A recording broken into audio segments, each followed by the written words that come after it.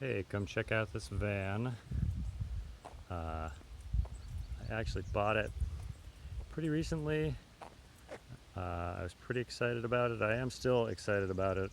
I got it kind of on a whim because it has low mileage, and I had been seeing a bunch of vans and they all had just these like Swiss cheese rusted out floor pans, and this one doesn't. You know, it's got a bit of surface rust down there, but the frame is good and the floor panels are not rotten. And it's got this little Spartan camper conversion already in it.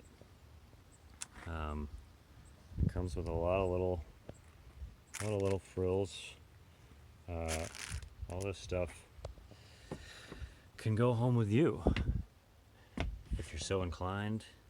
Not really anything more than a couple $100 worth of camping gear, a broom, a hatchet, etc., cutlery. I mean, you'll be good to go camping in this thing.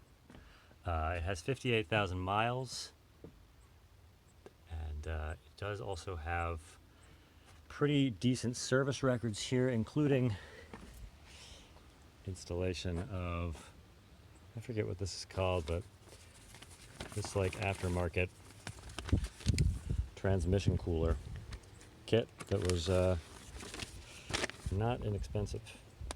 And I was talking to AI about this specific model and year of Chevy G20, and it's considered the most reliable generation of the Chevy G20. And AI did recommend as an aftermarket measure getting a transmission cooler installed for the longevity of the trans, and this one already has it, so that's nice. It starts right up, it drives. I'm working out some issue with the blinkers and the headlights not turning on. Hopefully that'll be addressed by the time you come see it. But yeah, I mean, I've looked at a lot of these 90s vans. I think they built them better. I think they built more reliable engines back then. And like I said, this one has 58,000 miles. I think that's pretty verifiable. This guy bought it from a Delaware owner.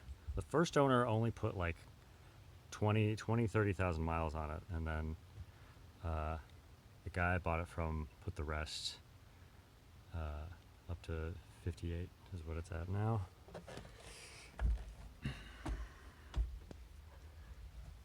And like I said, I think that's pretty verifiable with the Carfax. And the gas pedal looks pretty young. I mean, this tread would be a lot more worn if it were 158.